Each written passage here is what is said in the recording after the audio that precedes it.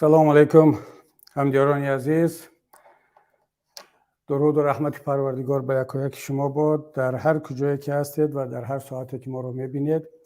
اینک ضرور شد که ما یک صحبت غیر نوبتی داشته باشیم و شما میدونید که ما معمولا یا هفته یک مرتبه و گاهی 2 هفته یک مرتبه با مردم صحبت میکردیم، اما چون زنگ ها خیلی زیاد شد، تماس ها و پیامک های زیادی به ما رسید از روسیه، از دیگر کشورها، بخصوص از هموطنان مهاجر ما، و خیلی ها در یک حالتی سردرگمی قرار دارند و از ما هم بسیار طلب کردن، خواهش کردن که در این باره صحبت داشته باشیم با مردم و روشنی اندازیم، فکر و نظرهای خود را بگیم. اگر مشورت های داده میتونیم به مردم در این شب و روزهای خیلی هم دشوار مشورت بدیم.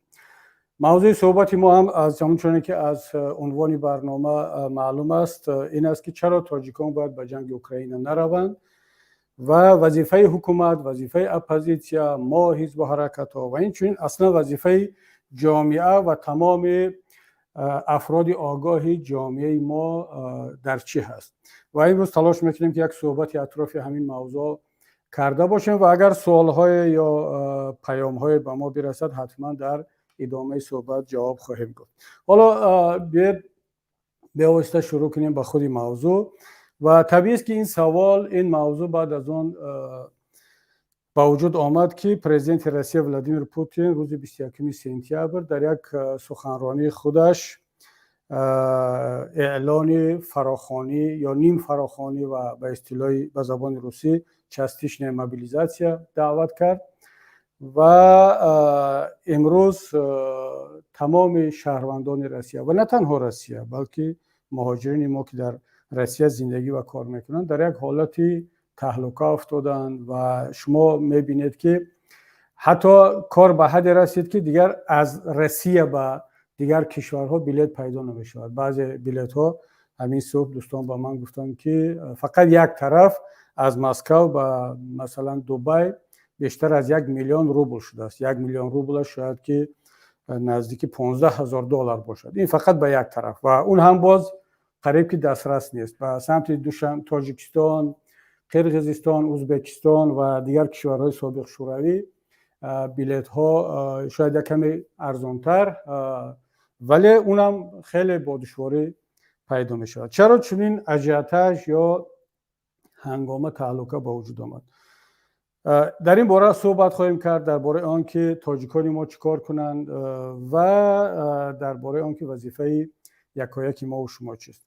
ببینید دوستان عزیز، ما پیش از آن که وارد این موضوع مستقیما شویم بیاید یک نکته رو با هم یک کم تا روشنی اندازیم. اگر یادتون باشد من در چندین صحبت‌هایم شاید در حداقل 2 سال اخیر وقتی که از من مهاجرین سوال میکردن و میکنن که چی توصیه میدهید، چیکار کنیم، با کجا رویم، در روسیه روز به روز وضعیت بد شده ایستاده است. از یک طرف اون وقتا کریزیسی یا بحران اقتصادی در نتیجه پاندمی بود، بعداً شروع شد لغو کردن پاسپورت های روسیه برای مهاجرین فعال، مهاجرین بیدار تاجیک، برای انسان هایی که خودشون را میشناسند، برای حقوق خودشون دعوا میکنند، مثل کرامت شریپوف، عزت امان و 10 نفرهای دیگر که شهروندی آنها بیکار کرده شد و به تاجیکستان فرستاده شدند و روسیه با این کارش نشان داد که اصلا نه شهروندی در نزد مقامات روسیه قدر دارد، نه اون پاسپورت قدر دارد، نه حقوق انسان قدر دارد. انسان اصلا همچون انسان، همچون شهروت هیچ ارزشی ندارد. فقط اون برای پر کردن بودجه هست، برای کار هست، برای آنکه جیب میلیسیونرها و کارمندان میگراسیون اینها را پر کنن، هم تاجیکستان و هم روسیه را. اگر شهروند تاجیکستان باشد، اگر شهروند مثلا قرقیزستان، ازبکستان هم باشد، تقریبا همین خیلی است. اما هر شهروندی که صاحب دارد مثلا همین مناسبت رو با گرجی ها، با ارمنی ها، با حتی ازبک ها هم کمتر میکنن، با قزاق و قرقیز. اما چرا با تاجیک بیشتر؟ برای اون که تاجیک صاحب ندارد. و وقتی که این حالت پیش آمد بسیاری از ما میپرسیدن، ما همیشه یک توصیه رو میدادیم که برادران عزیز، خواهران محترم، نه تنها روسیه بلکه کشورهای دیکتاتوری اصلا جای برای زندگی کردن نیست. جای برای داشتن حقوق نیست. کسی که در یک کشور دیکتاتوری زندگی میکند، فعالیت میکند، مثل تاجیکستان، روسیه و مثل کشورهای دیگری سابق شوروی، دو راه دارد. یا اگر شرایط مبارزه هست تو میتواند در اونجا مبارزه برد برای این حاکمیت دیکتاتوری را به یک حکومت مردمی ملی تغییر دادن که باید در اونجا باقی بماند، مبارزه برد، تلاش کند و حکومت را عوض کند و در یک شرایط بهتر همچون انسان زندگی کند. اگر بیند که نه این شرایط نیست، قدرتش نمیرسد، باید اون کشور را ترک کند، هجرت کند. این را هم منطق میگوید، هم شریعت میگوید. مثلا هجرت در بعضی حالتها برای مؤمنان فرض می شود، همچون که برای پیامبر اکرم صلی الله علیه و سلم فرض شد. از مکه هجرت کرد به مدینه. قبل از اون دیگر مسلمانان را دستور داد که به حبش هجرت کنند. و برای چی؟ برای آنکه دیگر شرایط زندگی و دعوت و همچنین انسانی کامل حقوق بودن در اونجا نیست. دیگر آدم تحت فشار است، حقوقش پامال میشه و ضعیف است، نمیتواند مبارزه برده، باید که هجرت کند. ولی اگر ببیند که نه امکانیت دارد، باید در همونجا دست به مبارزه شود. اما زندگی کردن در یک کشور دیکتاتوری، در یک کشوری که حاکمش ظالم است، حاکمش به حقوق انسان، به کرامت انسان اعتقاد ندارد و اصلا در نزدش قانون، کنستیتوسیا، حقوق بشر، پاسپورت، انتخابات، این مسئله هیچ ارزشی ندارد، در اون کشور زندگی کردن و آرزو و امید این که من به سیاست کار ندارم، من به حکومت کار ندارم، اپوزیسیون حکومت نیستم، دعوای حکومت ندارم، من پرزیدنت شدنی نیستم، دپوتات شدنی نیستم، چرا من باید هجرت کنم؟ اصلا چرا به سیاست کار داشتم؟ چرا باید مبارزه برم؟ خب حکومت که به من کار ندارد، اندازم رو میسپارم، کارم رو کرده ایستادم، بیگه بیام نزد فرزندها، سحر باز کار میروم و خود رو با همین فریب میدهیم، خود رو با همین آرام میکنیم تا آن روزی که این بلا به سرمون آمد، چی در تاجیکستان باشه، چی در روسیه باشه، چی در کشور دیگر. دوستان عزیز، اگر شما در یک کشور دیکتاتوری زندگی میکنید، آماده باشید که هر دم و ساعت، هر روز گریبان شما را این مشکلی خواهد گرفت. فقط این مسئله وقت است. میتواند یک روز بعد، میتواند یک سال بعد، میتواند 10 سال بعد به سر شما بیاد. همونطوری که وقتی که به هموطنان، حتی به خویش و تبارمان، به دوستانمان، به سابق اعضایان حزب که در روسیه زندگی میکنند میگفتیم که روسیه از نگاه ما جای امن برای کار و زندگی و فعالیت نیست و خودتون رو با اون فریب نکنید، آرام نکنید که خب ما که در چارچوب قانون زندگی کرده ایستادیم، ما چی مصیبت داریم، چی مشکلی داریم با پوتین و با حکومت و با اینها. و وقتی که آدم احساس میکند که نه دیگر متقاعد کردن این گروه افراد دشوار است، اصلا حرف رو، مسئله رو دیگه خیلی میفهمن، دیگر آدم میگه خب دیگر توکل شما به خدا و دیگر هر چی که خودتون میدونید همون رو انجام دید. اما ببینید وقتی که باز این مصیبت بالای سری مردم آمد، باز یعنی علاوه به آن که شهروندی رو بیکار میکنن، صدها تاجیک رو میفرستن، حبس میکنن، علاوه به آن که پول میگیرن، علاوه به آن که همین شهروندی رو هم میفروشن، باز امروز یک باره قرار قبول میشود که چستیش موبیلیزاسیا یا نیم فراخوانی، نیم سفربرکنی به ارتش و همگان در تهلکه میافتند. قربانی اصلی و اول این گونه حالت ها کی میشه؟ شما فکر میکنید که فرزندان منصبداران روسیه میشوند، پولداران روسیه میشوند، یا حتی ساکنان مسکو و سنت پترزبورگ اینا میشوند؟ شما یک بار به استاتستیکای ارتش روسیه در جنگ اوکراین نگاه کنید. همگی 2% سربازان از شهرهای بزرگ روسیه هستند، از مسکو، سنت پترزبورگ، نووسیبیرسک یا شهرهای کلان دیگر. بیشتر از 90% سربازانی که در این جنگ شرکت میکنن یا از منطقه های کم بضاعت خودی روسنشین هستند یا از جمهوری های ملی مثل کافکاز، تاتارستان، باشکردستان، داغستان. از بعض منطقه ها حتی 95% بعض قسم های نظامی از جمهوری های کافکاز هست. برای چی؟ خب مثل چچنه مثلا با گفت پرزیدنت چچنستان گفت که ما در اینجا موبیلیزاسیون را عملی نمیکنیم برای اینکه ما علاقه نزدیک 300% پلن ما بود شده است. از چچنستان قریب یگون جوان نمونده است که در این جنگ شرکت نکرده باشد. اما از مسکو هم چنین هست، از سن پترزبورگ هم چنین است. 2 روز پیش نوار ثبت صحبت یاردمچی‌های ناوالنی را با پسر پسکوف در شبکه‌ها همتون گوش کردید. کسی اگر گوش نکرده باشد گوش کند. وقتی که با پسر پسکوف صحبت میکنن خود را همچون کارمند و این کمیساریات حربی معرفی میکنن، میگن که شما فردا ساعت 10 باید که با کمیساریات حربی بیاید برای اینکه شما وین ابیازمی هستید. او میگه بله من وین ابیازم هستم، پس فردا شما ساعت 10 باید با کمیساریات حربی بیاید. او میگه آشکار میگه گوش کنید، میگه که من نمیام، شما مرا نادرست شناختید، نادرست فهمیدید. میگه برای چی؟ میگه مگر نمیدونید که من نیکولای پسکوف پسری سخنگوی پرزیدنت هستم، من این مسئله رو به شکل دیگر در سطح دیگر حل خواهم کرد و شما مطمئن باشید که من به ارتش نمیروم. و آشکار و کمیساریات حربی چنین جواب میگه، یعنی او باوری دارد که کمیساریات حربی با او صحبت دارد و همین گونه جواب میده.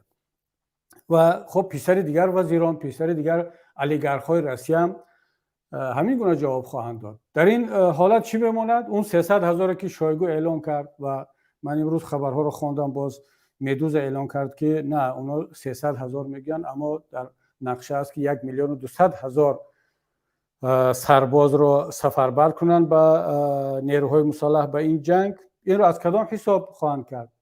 خب وقتی که پسری منصبداران و اولیگارخ‌ها و پولدارها و شهروندان شهرهای کلان نروند، آنها فرار کرده ایستادن الکی، یعنی در مرز قزاقستان، گرجستان، در مرز مغولستان حتی، یعنی نوبت است و هر جایی که به ویزا شهروند روسیه میتواند برود الکی بلیط گرفته رفته ایستادن روس‌ها. خب این آمار را کی پر میکند؟ این بتالیون ها و پالک‌ها را کی پر میکند؟ زندانی ها که الکی نوارش را هم دیدید که در عوض آزادی بعد از آن که 6 ماه 1 سال خدمت میکند اگر زنده بماند در اون نوار گفته ایستادن. یعنی وقتی که با میگن شرطنامه امضا میکنن که اگر شما زنده بمانید که احتمالی کم است که زنده بمانید، شما را از ادامه ادای حکم آزاد خواهیم کرد و یا از حساب مهاجرین یا از حساب ساکنان روسیه، شهروندان روسیه که تازه شهروندی روسیه را به دست آوردن. کیها به دست آوردن؟ شما آمار 1 سال گذشته رو دیده ایستادید که هر روز نزدیک 400 شهروند تاجیکستان در این 1 سال گذشته پاسپورت روسیه رو به دست آورد. اکثرشون جوانانی از 18 ساله بالا تا 50 ساله 60 ساله. اینا بیچاره‌ها با امید آن که ما شهروندی روسیه رو به دست میاریم پول صرف کردن خریدن. من باور ندارم که یگان تاجیک بدون دادن پاره پاسپورت روسیه رو گرفته باشد.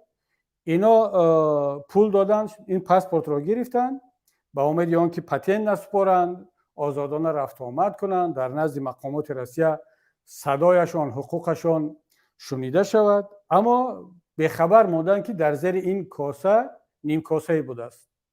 یعنی این همش آماده شده است برای آن در را باز کردن که نفران بیشتر از حساب مهاجرین شهروندی بگیرند برای آن همین روز که در کار میشوند. وقتی که موبیلیزاسیون اعلان شد اولین کسی که باید دعوت شد همین است. حتی بعضی نوارها رو شما تماشا کردید، نفر 1 روز پیش پاسپورت رو گرفته است، روز بعدی در دست شبکه پیوستگی یا دعوتنامه حربی رو سپاریدن. و این واقعا مصیبت است.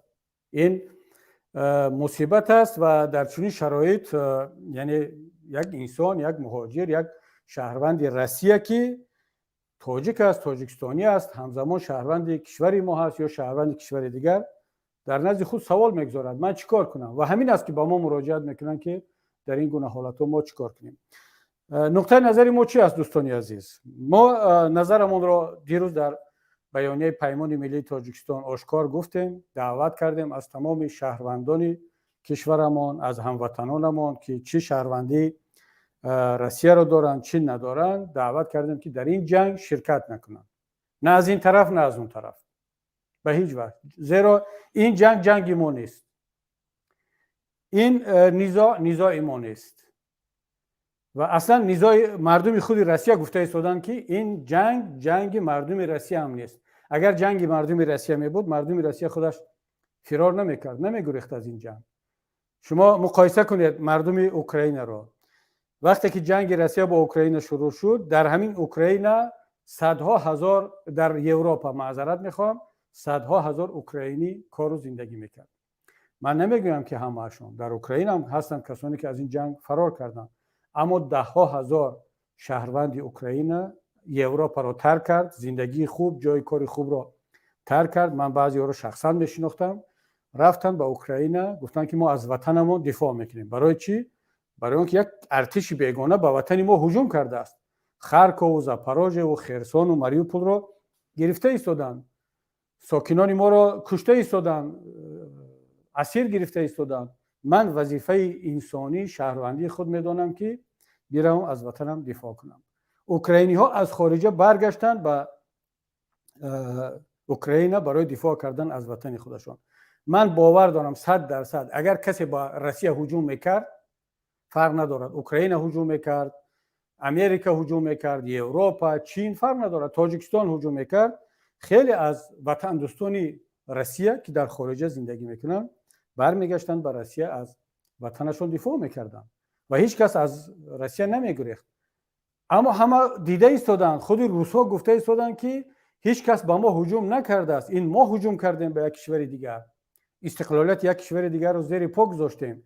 با هر بهانه اگر ما هجوم نمیکردیم امریکا وارد میشد، اوکراین عضو ناتو میشد. همون افسانه‌ای که 40 سال پیش در افغانستان کردن، ارتش شوروی وارد شد به افغانستان، پرزیدنت قانونی افغانستان حفیظ الله امین را نیروهای ویژه اتحاد شوروی نابود کرد، کشت و 40 سال است که در افغانستان بعد همون در آمدن ارتش شوروی دیگه آرامش نیست. گاه مجاهد میاد سر قدرت، گاه طالب میاد، گاه اشرف غنی، نیروهای نزدیک به غرب میآید و اما آرامش نیست. همش نتیجه چی؟ نتیجه انا همون در آمدن ارتش شوروی زیر بهانه که اگر ما نمی در آمدیم امریکا افغانستان رو میگرفت. و خب نتیجه چی شد؟ مگر شما در اونجا باقی ماندید؟ مگر افغانستان جز اتحاد شوروی شد؟ مگر توانستید افغانستان را کنترل کنید؟ نتوانستید. غیر از خونریزی و غیر از بی‌ثباتی و غیر از دهها و حتی میلیون ها قربانی در افغانستان، اون بهانه شما هیچ نتیجه نداشت. امروز همون بهانه در اوکراین هست. میگن که اگر ما وارد اوکراین نمیشدیم، اوکراین از در دستی مثلا فاشیستا می افتاد و اروپا می شد و امریکا می آمد و باز همون افسانه. خب نتیجهش چی می شود؟ قربانی از هر دو طرف و یقینا مطمئنا که روسیه در این جنگ پیروز نخواهد شد. این را دیگر همه می دانند. اگر پیروز می شد این موبیلیزاسیون را انجام نمیداد. اول گفتن که این یک عملیات ویژه هست، سپیس اپراسیا. حالا خب سپیس اپراسیا باشد کافی است، همون نیروهای کنترکتنیکی، نیروهای میلیشیا و غیره. اما دیگه دیدن که نه نمیشود. دیگر اوکراینسا مبارزه برده ایستادن، غرب کمک کرده ایستاده است، جهان کمک کرده ایستاده است. حتی در نشست سمرقند دوستان روسیه هم مثل هندوستان و چین و ترکیه و دیگرها هم پیام دادن که نه دیگر این کار نمیشود، ما در یک جنگ علیه یک کشور مستقل با شما نیستیم، بله در بحث‌های اقتصادی کمک میکنیم، هستیم و بغیر از حکومت تاجیکستان یگان کشور دیگر در این مسئله همراهی نکرده ایستاده است و حالا این بحثی علاهیده است که برای چه حکومت تاجیکستان. بنابر همین هموطنان گرامی، در این جنگی که جنگ ما نیست، یکم دیوم عاقبتش خیلی بد است، غیر از کشته شدن دیگر یگان نتیجه نخواهد داشت. بعد یادمون نرود هموطنان گرامی، وقتی که یک کس در این جنگ شرکت میکند اول بداند که جنگ اون نیست، جنگ وطنی اون نیست. دیگه اینکه به یک کشوری دیگری مستقل همچون غاصب وارد شده ایستاده است. سوم که هر کسی که در این جنگ شرکت کرد خودش رو در مقابل هم قانون تاجیکستان میگذارد که قانون تاجیکستان جنگیدن یک شهروند کشور رو در جای دیگر همچون زرخریدی میداند و این از کمش 10 سال زندان تهدید میکنند، هم در مقابل معیارهای بین المللی میگذارد که همچون تروریسم بین المللی، همچون جنایت ضد بشری، شما دیگر در هر کشوری که وارد شوید شما را در آنجا حبس میکنند برای شرکت در یک جنگ غیر قانونی. خب برای یک شهروند تاجیکستان، برای یک شهروند حتی خود روسیه، آیا این لازم است؟ لازم است برای ما و شما؟ البته که لازم نیست. و خصوصا باز اون برای ما که اگر مقایسه کنیم بین روسیه و اوکراین، برای یک تاجیکستانی، برای یک تاجیک فرق از زمین تا آسمان است. اولش این که تصور کنید که به تاجیکستان ما یک کشور بیگانه هجوم کند، مثل که کشور همسایه قرقیزستان با ما هجوم کرد. خب چی کار کنند؟ مثلا یا روسیه فردا هجوم کند، یا چین فردا هجوم کند، یا از طرف افغانستان فردا وارد شوند. با همین بهانه، با همین دلیل که امروز روسیه در اوکراین ندارد، بگوید که اگر من به تاجیکستان وارد نشوم و تاجیکستان را غصب نکنم و نگیرم و یک حکومت دست نشان داده خودم را نگذارم، در اینجا فردا افغانستان وارد می شود یا چین یا امریکا، یک کشور بیگانه وارد شود. ما تاجیکستان باید چیکار کنیم؟ ما باید قبول کنیم، باور کنیم این افسانه را که یعنی اگر مثلا روسیه به تاجیکستان وارد نشود، فردا افغانستان یا فردا چین یا امریکا تاجیکستان را خواهد گرفت. بعضی ها در سال 92 به همین افسانه باور کردن، تا امروز باور دارن. وقتی که نیروهای ویژه کوچکوف، پالکان کوچکوف و اسلام کریموف با تانک و توپ وارد تاجیکستان شدند، حکومت قانونی تاجیکستان را، پایتخت تاجیکستان را تیرباران کردند، غصب کردند، بعضی فروخته شده ها، بعضی کسانی که برایش استقلالیت و داشتن دولت ملی هیچ معنی ندارد، تا امروز هم با این باور دارند و این را سفید میکنن.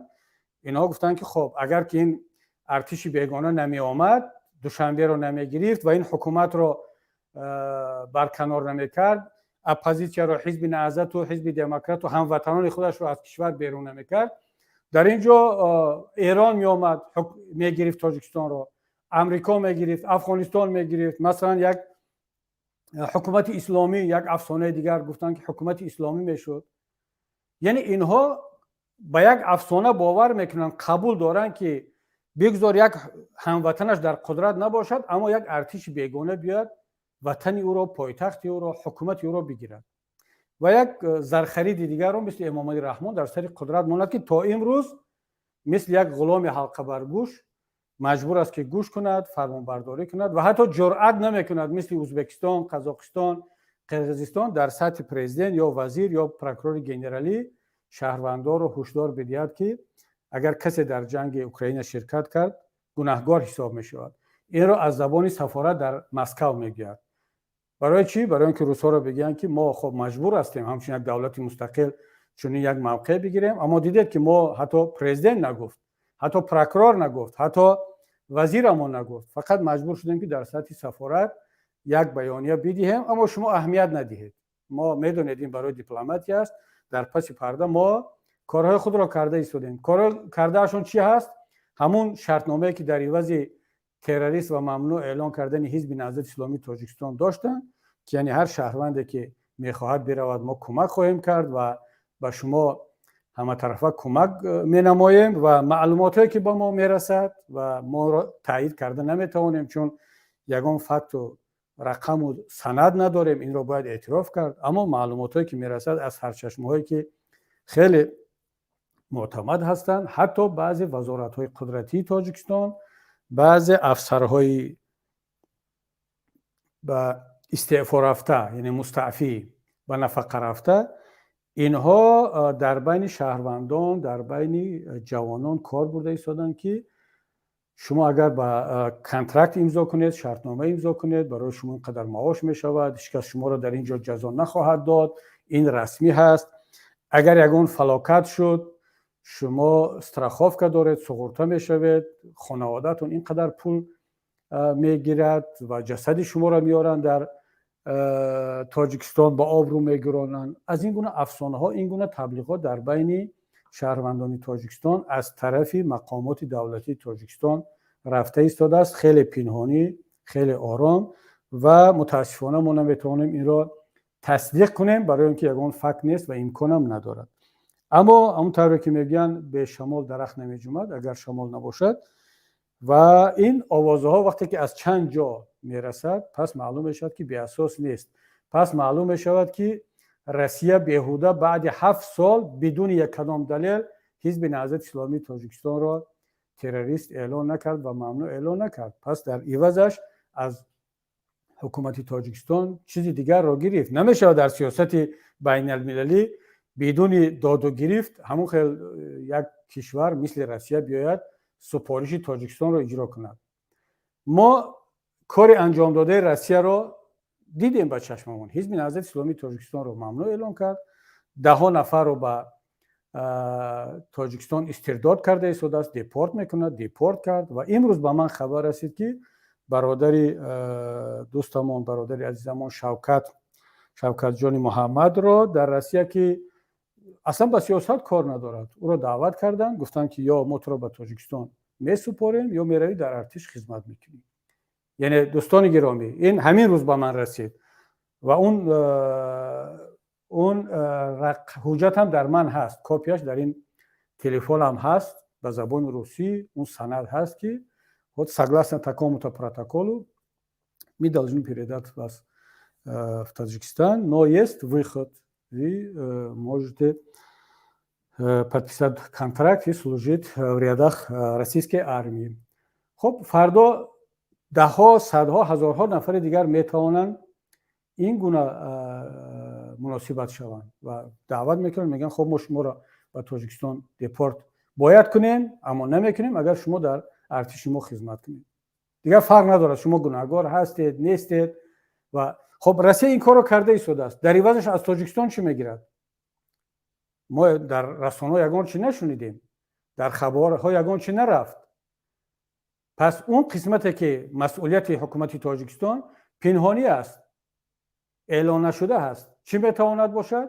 یعنی در جنگ اوکراین کمک کردن با سلاح، با سرباز، با افراد، با چشم پوشیدن به فعالیت شهروندان تاجیکستان. بنابر همین دوستان عزیز، در اینجا خلاصه این قسمت صحبت این است که این جنگ ما نیست، جنگ وطنی و ملی ما نیست و شهروندان تاجیکستان نباید قربانی این جنگ شوند و فریب هم نخورند و خیلی باید آگاهانه رفتار کنند. البته اون تبلیغاتی که رفته ایستاده است، بعضی ها میگن که خب ما مادامی که شهروند هستیم این وطنی ما هست باید دفاع کنیم.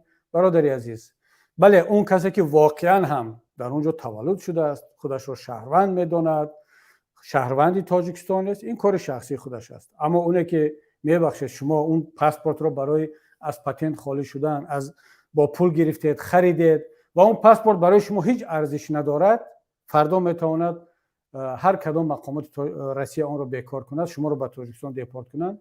پس معنی اون رو دارد که این وطن دیگر وطن شما نیست، وطن شما تاجیکستان است. به هر صورت این از لحاظ سیاسی و از لحاظ حقوقی. اما یک مسئله است که اینجا بعضی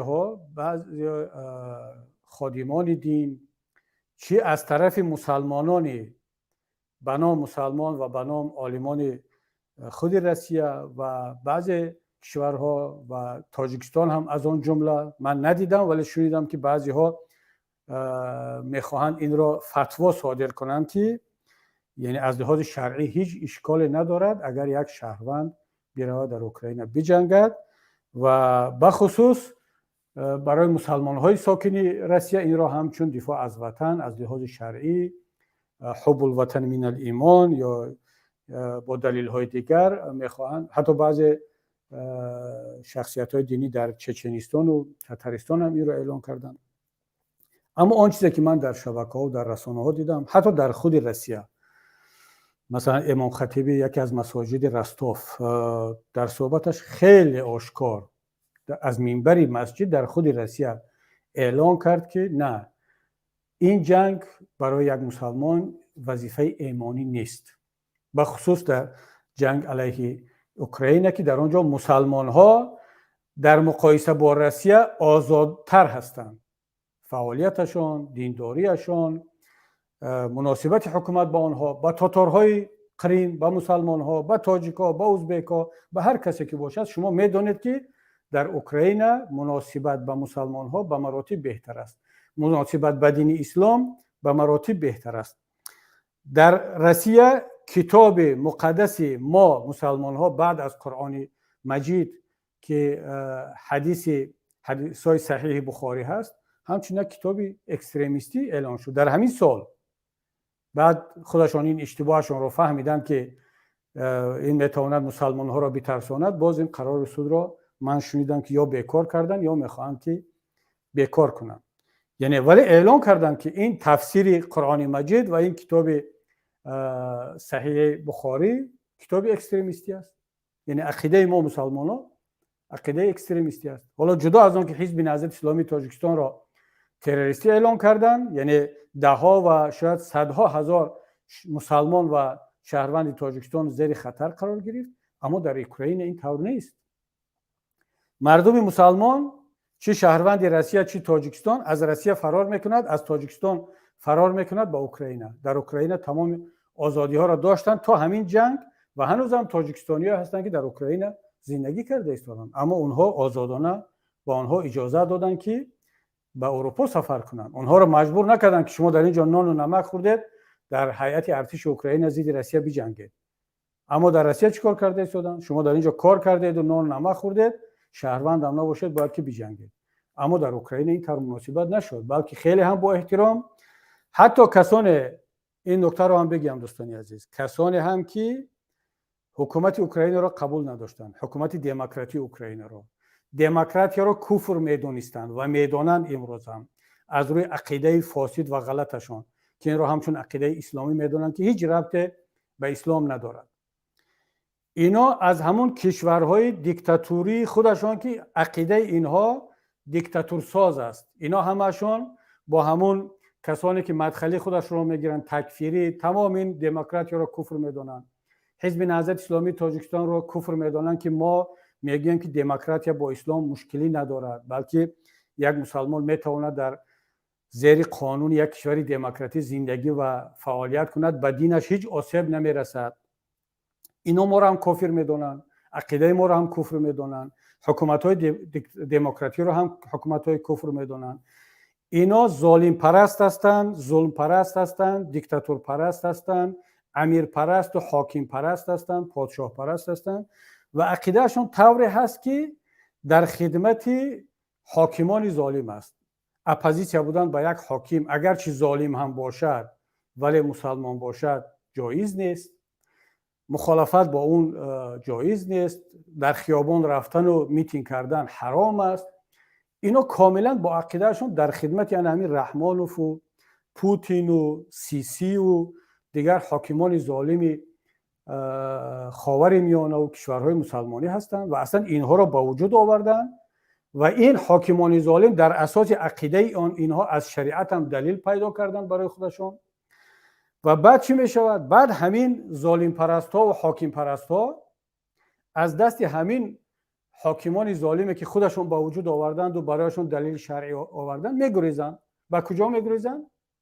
باز با کشورهای دموکراتیک. این کشورهای دموکراتی رو کفر میدونن، ما را کافر حساب میکنن، عقیده ما را فاسد و عقیده انحراف شده قبول میکنن، باز میگریزن به همون اوکراین رو میگن در اینجا دموکراتی است، در اینجا نظام کفر است، اما با مصر نمیروند، با عربستان سعودی نمیروند، در تاجیکستان نمیمونن، در روسیه نمیمونن که همون حاکمان به اصطلاح خودشون مسلمان ولو ظالم هم باشد در اونجا زندگی نمیکنن، میان با همون کشوری که اون رو کفر میدونن، زندگی و دعوت با اون رو کفر میدونن و همین هم در اوکراین بودن و همین هم در اوکراین زندگی میکردن تا اون روزه که امکانیت برایشان باز شد، فراهم آمد، باز از این کشور دموکراتی به یک کشور دموکراتی دیگر آمدن برای اینکه وضعیت اقتصادی در اینجا بهتر است و امنیت بیشتر است. چرا نرفتن به یک کشوری که طبق عقیدهشون باشد و در اونجا به گفت خودشون عقیده درست‌تر هست، به کشورهای عربی مثلا، به کشورهای اسلامی مثلا، به کشورهای دیکتاتوری که اینا دیکتاتور پرست و حاکم پرستند و مخالفت ضد آنها را حرام میدونن، باز آمدن به کشورهایی که در اونجا دموکراتی است و مخالفت بر ضد این کشورها اپوزیسیا بودن، فعالیت اپوزیسیونی کردن، در میدان میتینگ کردن، این حکومت رو از قدرت دور کردن، نه از لحاظ شریعت حرام است، نه از لحاظ قانون‌های اینها. من حالا این بحث ما دیگر است، نمیخوام در این بحث زیاد بیستم، شاید در یک جای مناسب دیگر صحبت خواهم کرد. اما منظورم این است که حتی در همین اوکراین هم همین گونه افراد با عقیده غلط و فاسدی که خود را مسلمان میدانند و اسلامی میدانند در اونجا هم زندگی میکردن، کار کردن.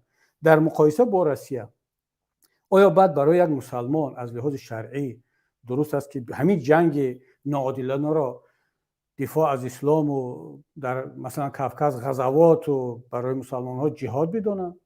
نه دوستانی عزیز، به هیچ وجه. همین است که خدا خیرش بدهد مفتی ازبکستان دیروز یک فتوا صادر کرد و جنگ را و شرکت در این جنگ را حرام دانست از نقطه نظر اسلامی. و خوشا به حال این گونه مفتی، خوشا به حال این گونه پرزیدنت و این گونه کشور مستقل که نترسیده پرزیدنتش میگوید که من این جنگ را اعتراف نمیکنم، استقلالیت این کشورهای رفراندوم ها را، این کشورهای کوازی گسودارستوا با گفت توکایف را اعتراف نخواهیم کرد. وزیرش پروکورور گنرالی هر سه کشور ازبکستان، قزاقستان و قرقیزستان بیانیه صادر کردند که کسی شرکت کند مجازات خواهد شد. فقط تاجیکستان نه پرزیدنتش، نه وزیرش، نه پروکورور گنرالیش، نه مفتیش بیانیه صادر نکردند. تنها برای آنکه در پیش غرب و در پیش دیگران بگم که ما هم از قافله قفا نماندیم، از زبان سفارت یک سبکک یک بیانیه صادر شد. اما مفتی تاجیکستان طبیعی است که اون منتظر است که کی با او یتیم سپارش میدهد، اجازت نه. او به سپارش یتیم و امام الرحمن یگان فتوا صادر نخواهد کرد و فتوای او هم میداند که هیچ ربطی به اسلام، به شریعت، به فقه ندارد. فتواهای او فتواهای سیاسی است، فتواهای او فتواهای امنیتی و ادمنستراتیوی هست و او فقط فتوا میدهد که حزب نهضت اسلامی تاجیکستان تروریست است و کبیری تروریست است و اعضای حزب نشوید و اطاعت از پیشوا کنید و مثل همین ها. و اگر حالا فردا یتیموف یا امام علی رحمان سپارش دادن، بله مفتی تاجیکستان حتما فتوا صادر خواهد کرد، امام خطیبان ما از منبر مسجد خواهند گفت و دیگران هم تکرار خواهند کرد. اما بدون سپارش آنها اینا دیگر نه در فکر شریعت هستند، نه در فکر فرموده خدا و رسول هستند و نه در فکر مسلمان ها هستند. اصلا برایشون هیچ منفعت اهمیت ندارد. بنابراین دوستان عزیز، ما دیگر وقتی که چنین یک حکومت داریم، چنین یک وزارت داریم، چنین یک مفتی داریم، باید که دیگر قضاوت، فتوا دادن و تصمیم گرفتن در دست خودمان باشد. تقدیر خودمان رو خودمان معین کنیم و نسبت این گونه حادثه ها خودمان تصمیم بگیریم که چی کار باید کنیم. و بنابر همین ما از لحاظ شرعی هم همونطوره که البته من که حق فتوا صادر کردن ندارم و خودم رو در اون جایگاه نمیبینم.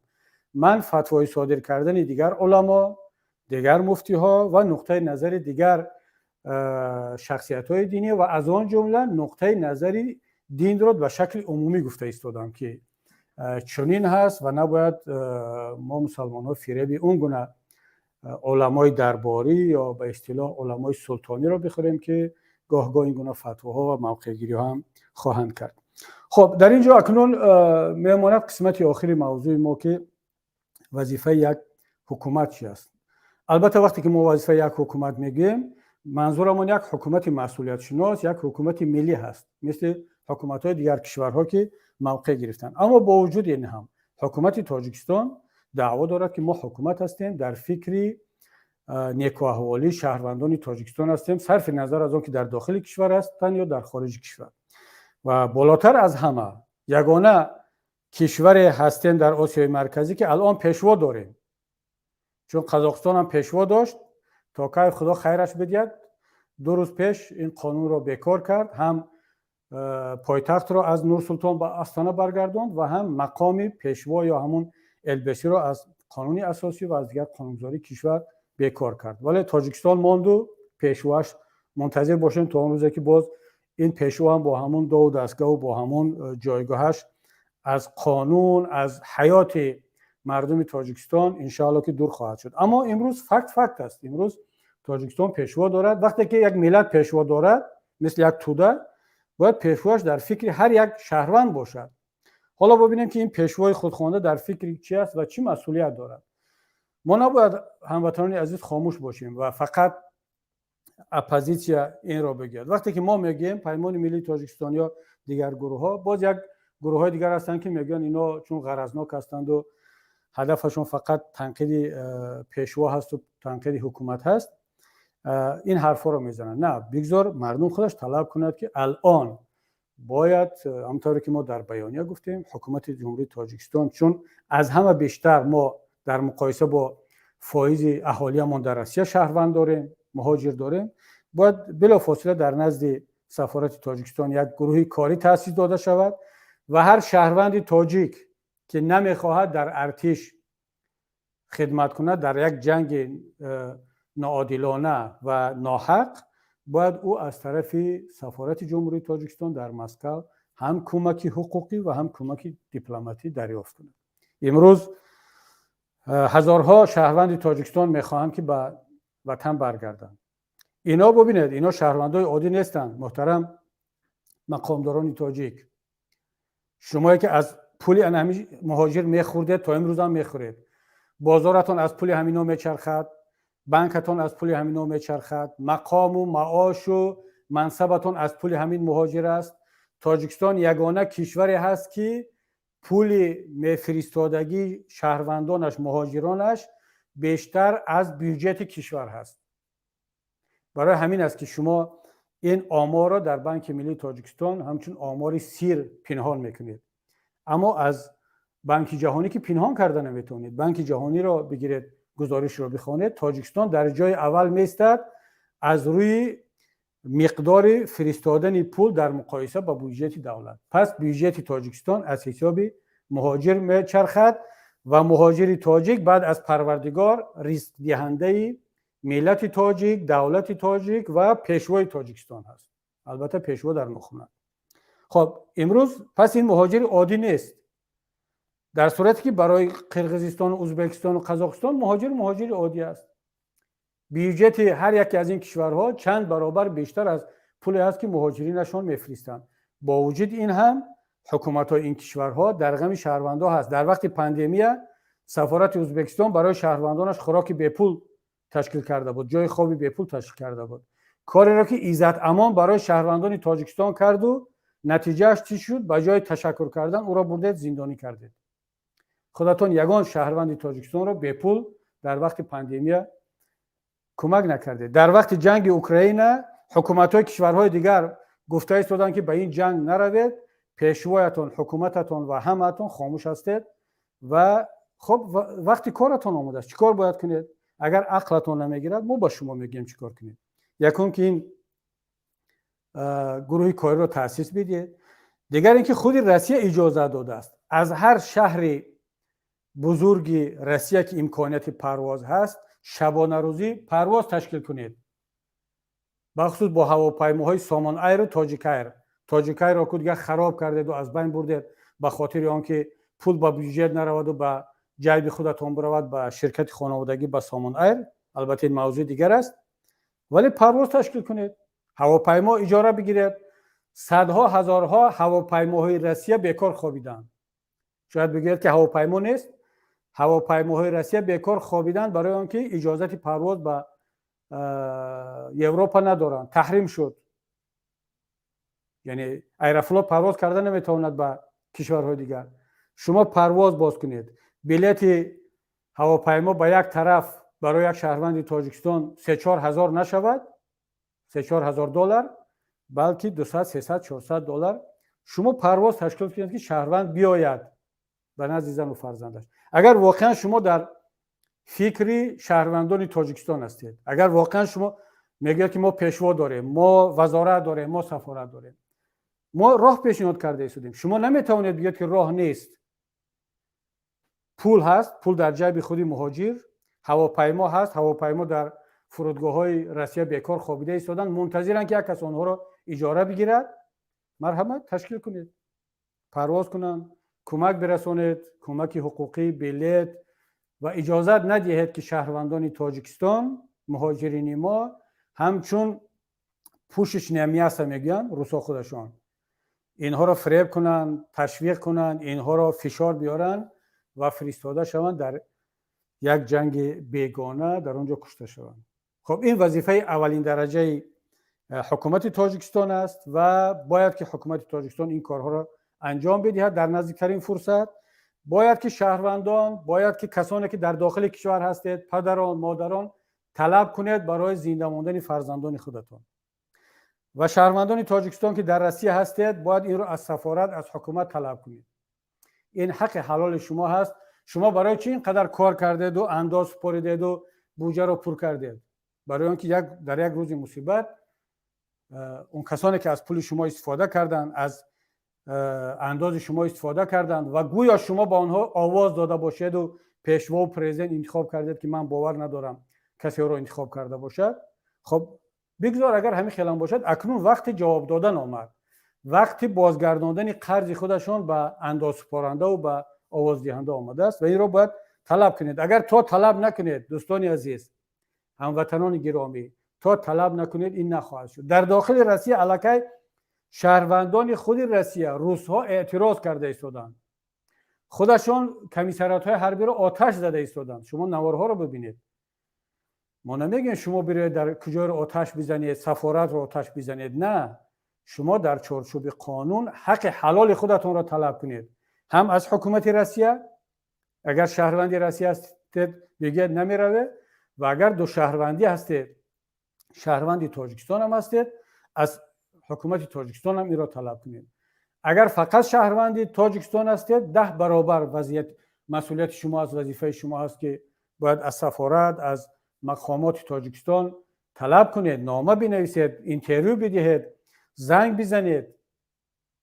این حق شما است، این وظیفه انسانی شما هم است. شما منتظر نشوید که کی اپوزیسیا گپ میزند، کی ما گپ میزنیم، ما طلب میکنیم. بله این مسئولیت ما است، این وظیفه ما است، ما این کار رو انشالله انجام خواهیم داد. خب حالا برگردیم به مسئولیت اپوزیسیا، به مسئولیت ما سازمان‌هایی که در خارج هستیم و حالا چی کار کرده میتونیم، از دست ما چی میآید، چی مسئولیت داریم. اون کاری که از دست ما میآید مسئولیت ما هست. این از برادران عزیز که این را از حکومت طلب کنیم که کرده ایستادیم. تا ما اگر تجربه نشان داد که تا ما فشار نیاریم، مسئله گذاری نکنیم، حکومت تاجیکستان عمل نمیکند. حکومت تاجیکستان در دو صورت عمل میکند، یا مردم طلب کنند یا ما طلب کنیم. مردم که خاموش است، میترسد در داخل کشور، اگر که مثل مردم بدخشان حق خود را طلب کرد، تروریست اعلام میشود، سرکوب میشود، کشته میشود یا زندانی میشود، یا مردم دیگر میترسند. پس ما باید گپ زنیم که گپ زده ایستادیم. همونطوری که در وقت کرونا ویروس گفتیم که حکومت باید این کارها را کند، در اول گفت شما دروغ میگید، در تاجیکستان کرونا ویروس نیست، بعد شروع کردن به کار و همون کاری را کردن که مطالب کرده بودیم. حالا هم ما گفته هستیم که این کارها را انجام بدید، گروه کاری تشکیل کنید، پرواز تشکیل کنید، بلیط ها را پایان برید، شهروندان خودتان را قبول کنید. تا وقتی که وضعیت آرام شد باز برگشتن به روسیه و با جای کارشون. ما این کارها را کرده ایستادیم و میگیم. اما در کنار این همدیاران عزیز، ما چیکار کرده میتونیم؟ ما وظیفه خود میدونیم، این کارها رو کرده ایستادیم و البته دوستان مشورت شد که به سازمان‌های بین المللی نامه‌نگاری شود، همکاری شود در دو سمت. یکم این که ما نیاز داریم به سازمان جهانی مهاجرت و دیگر سازمان‌های حقوق بشر جهانی همکاری کرده ایستادیم و الکی کار شروع شده است که شهروندان ما، مهاجرین ما در روسیه قربانی این موبیلیزاسیون نشوند. یک شهروند تاجیکستان که مهاجری کاری هست، این باید در زیر پوشش حقوق بین المللی، قانون‌ها و معیارهای بین المللی قرار بگیرد. سازمان جهانی مهاجرت باید که پشتیبانی کند، اجازت ندهد که یک مهاجر تاجیک شکار شود، فشار بالایش بیاد و به جنگ فرستاده شود. این کاری که از دست ما میاد و این کار علاقه کرده ایستادیم. دوم کاری که ما میتونیم کنیم، این ما کمک حقوقی کردن نمیتونیم، باید اعتراف کنیم چون ما طرف حقوقی نیستیم، اما با سازمان‌های حقوق بشری که در روسیه کار و فعالیت دارند یا در اروپا هستند و برای روسیه کار میکنند، ما علاقه همکاری رو آغاز کردیم و این وظیفه ما هست و تلاش کرده ایستادیم که به آنها بفهمانیم که فقط به شهروندان روسیه کمک نکنند، فقط به روس‌هایی که نمیخوان خدمت کنند فرار کنند از خدمت، از موبیلیزاسیا هجرت کنند، بگریزند یا در داخل روسیه باقی بمانند و با راه حقوقی اسراج بگیرند. این کارها را الکی کرده ایستادند ده ها سازمان ها برای شهروندان روسیه و برای خود روس‌ها. اما چون روس‌ها، دوستان گرامی این را باید بگم، چون روس‌ها در مقایسه با مهاجرین ما یک مقدار باسوادتر هستند، زبان روسی را خوبتر میدونن، قانونهای خودشون را میدونن، دسترسیشون با سازمانها با مقامات روسی بیشتر هست، اونا خود را میتونن بیشتر حمایت کنن در مقایسه با شهروندان تاجیکستان که هم زبان را نمیدونن، هم در نزد مقامات اون کشور همچون چورکا و همچون میبخشید با استیل‌های از این هم دغل‌تر مناسبت میشود، با آنها رفتار میکنن، حرف آنها را نمیشنوند. اگر باز حقوق خود را طلب کردنی شدن، میدونید باز چی جواب میگن؟ تیشو провокачаешь, я сейчас тебе покажу. یعنی مناسبت به یک نفری که حقوق خود را طلب کردن میخواهد، این پرووکاچت کردن است. ما با اینها باید به این سازمان ها بگیم که شهروندان ما را هم کمک کنند، اونها را هم فراموش نکنند. بنابر همین این کاری ما کی نتیجه میده دوستان عزیز؟ وقتی که شما هم فعال باشید.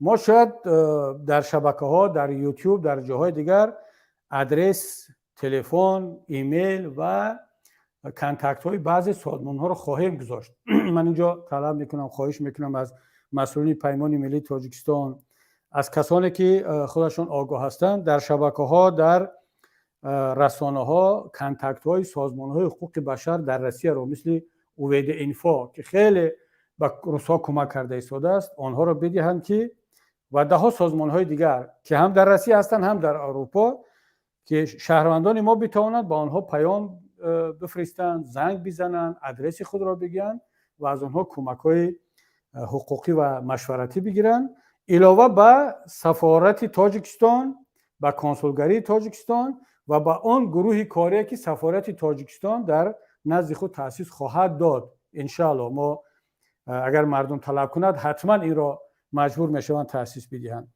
و اگر ما در یک جایگی کار کنیم، ما مسئولیت خود را انجام بدیم، شما مسئولیت خود را انجام بدید، حکومت مسئولیت خود را انجام بدید، مفتی مسئولیت خود را انجام بدید، امام خطیب های ما مسئولیت خود را انجام بدید، اینتلیجنسی تاجیک که میترسند درباره بدخشان گپ بزنند، درباره زندانی های سیاسی گپ بزنند و گاه گاه درباره بعض خش و تبار و همشهری خودشون اگر حکومت زندانی کرد یا همکسبشون گپ میزنند، بیان اگر درباره شهروندان ما، حمایت آنها، حفظ جان و آزادی آنها اگر که صحبت کنند، در یک جایگی کار ما نتیجه خواهد داد. اما نه مثل بعضی به نام اینتلیجنت هایی که من امروز وقتی که به من فرستادن تعجب کردم.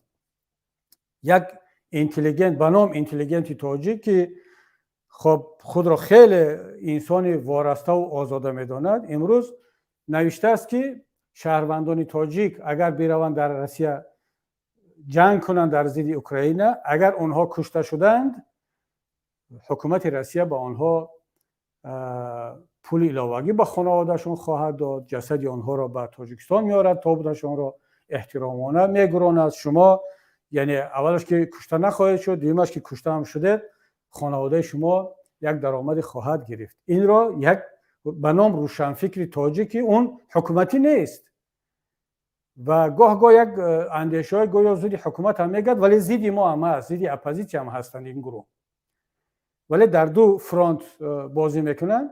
در این لحظه نمیدونم با چی خاطر، یگان منفعت مالی دارد یا او را فشار آوردن یا واقعا خودش چنین فکر میکند آمده است همین هرزه رو نوشته است. نمیدونم با کدام لفظ با این باید گفت که های دوستی عزیز، حکومتی که تابوت جسد روسی خودش را سلافین پیچ میکند، میگراند، همگی وزیر دفاعش میگوید که 5000 یا نزدیک 6000 سرباز روس کشته شده است، در صورتی که همه میدونند که نزدیک 60000 سرباز روس در این جنگ تا این روز کشته شد. مرده های خودشون را سگ میخورد و میگرانند و آتش میزنند.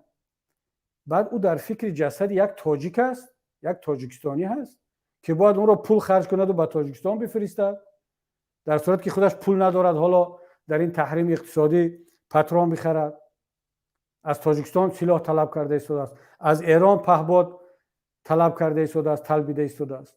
بعد این میبخشد احمق میاد میگه که جسد او را محترمانه در تابوت به تاجیکستان گسیل خواهند کرد و بعد به خانواده‌اش پول میدن. شاید برای پروپاگاندا، برای فریب شما، تبلیغات شما چند کاری را خواهند کرد.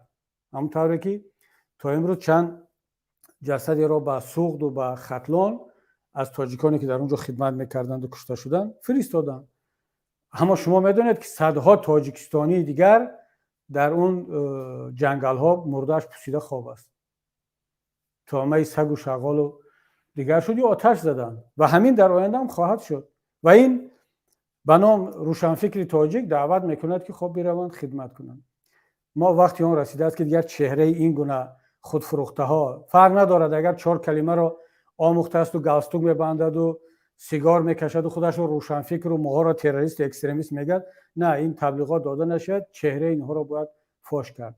امروز روزی وطن دوستان واقعی آمده است، روزی کسانی آمده است که در غم ملت و وطن هستند و ان شاء الله که این حرف ما رو هم جدی خواهند گرفت. و اگر این مسئولیت رو ما یک جای انجام دادیم، هر کس مسئولیت خود را شناخت، حکومت از خود را، اپوزیسیون از خود را، پیمان از خود را، مردم از خود را، مفتی و خطیب از خود را، ان شاء الله که از این مصیبتی که ملت تاجیک و مهاجرین ما در روسیه در روبروی آن ایستادند با تلفات کمتر ما بیرون خواهیم آمد.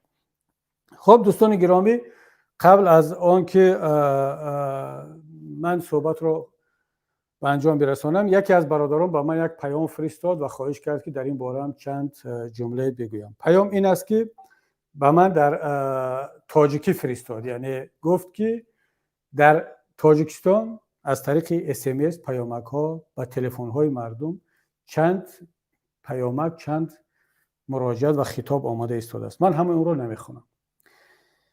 محتواش چی است، مضمونش چی است، که گویا به مردم آگاهی داده ایستادن که شما واتساپ شما، سیگنال، تلگرام، ایمیل، زوم، نمیدونم اسکایپ، یوتیوب، تمام گفت و شنود شما، مکالمه شما، گپزنی شما، تمام فعالیت شما در اینترنت از این روز به بعد زیر نظارت است، مانیتورینگ می شود، مشاهده می شود، ثبت می شود و از بالای آن کار میکنند و شما را جزا خواهند داد، و جزای جنایی کشیده میشه و مثل این.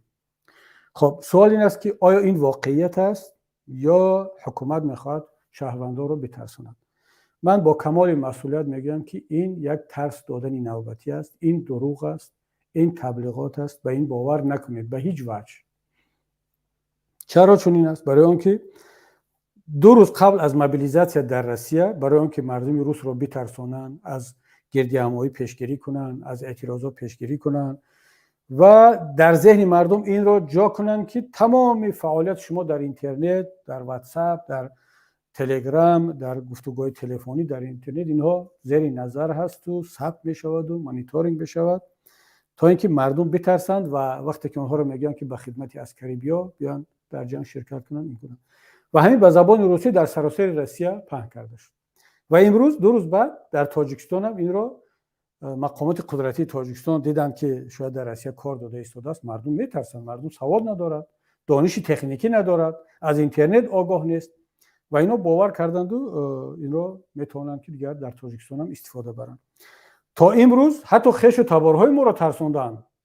مثلا بسیاری از دوستان خش تبار ما از داخل کشور، از روسیه حتی با ما صحبت نمیکنن، میترسن که واتساپ آنها شنیده میشود.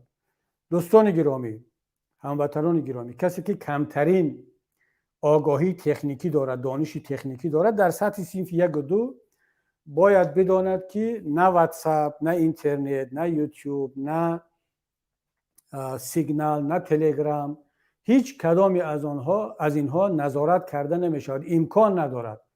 اونا میخواهند نظارت کنند، میخواهند گفتگوی ما و شما را ثبت کنند، اما نمیتوانند. تا امروز این تکنیک وجود ندارد، مگر اینکه در یک حالت. شاید شما سوال بدید که پس چرا مثلا گفتگوی بعضی ها ثبت شده است، سکرین شات ها نشر شد، فلانی رو دعوت کردن در امنیت یا ششم عدل آوردن گفتن که خب این صحبت رو کردید. تنها در یک صورت است، همین گفتگو، همین رقم تلفن از تلفن همون آدم در دست کسی بیافتد، اون رو میکوبن، پیدا میکنن، ثبت رو گوش میکنن، آواز فرستاده شده است. در این صورت بله، خب احتیاط کن برادر، خواهر عزیز، دوست گرامی، صحبت کردی رقم رو پاک کن، تلفنت رو پرول مون، در دست یک کسی دیگر نمون. خب در یک جای دیگر دسترسی نداشته باشه شاید هیچ کس، اما این که واتساپ رو، سیگنال رو، نمیدونم ایمیل شما رو اگر پرولش رو نداشته باشه، نه، این امکان ندارد. این همش تبلیغات دروغ است، برای ترساندن مردم است، برای آن است که مردم از داخل تاجیکستان با خارج صحبت نکنند، در تماس نباشند، معلومات نفرستند، انقلاب نشود، حاکمیت همین خیلی است، مردم رو بترسانند با 100 سالهای دیگر، 10 سالهای دیگر در حاکمیت بمانند. بنابر همین به این حرفا باور نکنید و من این رو همچون یک برادر و همچون با کمال مسئولیت به شما میگم که هیچ خطری در این مسئله نیست. خب در اینجا پیام آمده است که در استودیو هستند، بعضی ها میخوان سوال مستقیم بدهند ولی من نمیبینم راستی کسی را، شاید که خب بله بود است اینجا، حالا اگر باشم بفرمایید، من در خدمت هستم. استودیو مرحمت به آنها اجازه بدهید که صحبت کنم.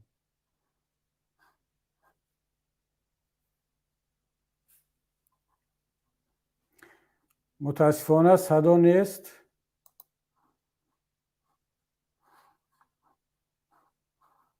خب من صدای اون کس را، مرحمت اگر باشد بشنویم.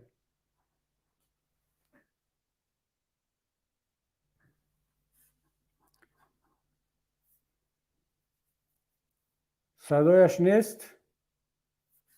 خب پس مادامی که صدا نیست، چون عادتا ما دیگر در این صحبت ها کمتر با مردم سوال و جواب داریم، ولی اگر باشد کسی خواهش صحبت کردن داشته باشد یا سوال مستقیم داشته باشد اشکال ندارد، ما میتوانیم صحبت کنیم. اینجا یک سوال دیگر هم در خطی فرستادند، به زبان روسی است. من سوال رو میخوانم، بعد حالا میبینیم به روسی و به تاجیکی جواب میگم. На что могут рассчитывать таджики, если российские власти обманывают своих? Многие погибшие не числятся в списках погибших, а значатся как без вести пропавшие. Списки погибших умышленно занижаются, чтобы скрыть потери. Значит, в первую очередь не будут учитывать гибель чужих, чтобы не платить им и их семьям. Московские власти говорят, что семьи погибших получат компенсацию, но, во-первых, русские не забирают даже свои трупы и оставляют их непохороненными, гнит в земле. А во-вторых, кто будет искать семью погибшего в Таджикистане? Одного другого могут для показухи и все. بله دوست عزیز، من الکی حالا این سوالی که آمده است به زبان روسی، اگر شما راضی باشد دوست عزیز من با تاجیکی صحبت کنم، چون اصلا مخاطب ما، شنونده ما تاجیکا هستند، تاجیک زبان ها هستند، چون این گونه صحبت ها با زبان روسی صدها هزارها هست. شما اگر در یوتیوب در شبکه ها بینید فعالان روس زبان شبانه روزی در این باره گفته ایستادند، روسا را آگاه کرده ایستادند که در این جنگ شرکت نکنند، نروند، خود را نابود نکنند. ما باید به زبان تاجیکی به تاجیکا بگیم. دقیقاً همون چیزی که من پیشترم در این باره گفتم که وقتی که خود روس‌ها میترسند و باور ندارند که این جنگ عادلانه هست و بعد به خانواده آنها کمک کرده می شود، چرا تاجیک با اون باور کند که مرده او را، جسد او را به تاجیکستان میفرستند، بعد به خانوادهشون هم جبران پولی پرداخت می شود؟ طبیعی است که این کار نخواهد شد. خب دوستان عزیز در استودیو، اگر بازم یک نفر نوشته است که من هستم در استودیو و نوبت میخواد، مرحمت میکروفون خود را روشن کنید و صحبت کنید.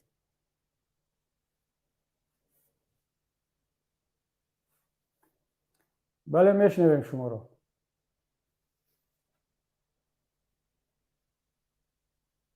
متاسفانه صداتون نیست برادر عزیز. خب متاسفانه از این برادر عذرخواهی میکنیم که نتوانید پیوست شد. با همین همدیران عزیز یک و یک شما را به پروردگار عظیم‌الشان میسپاریم تا صحبت‌های دیگر در پناه خدا باشد. جان و آزادی و کرامت و شرافت خود را حفظ کنید، احتیاط کنید و گرفتار و فریفته این گونه دروغ‌ها و جنگ‌های ناعادلانه و ساخته دیگران نباشید. خدا نگهبانتون باشد.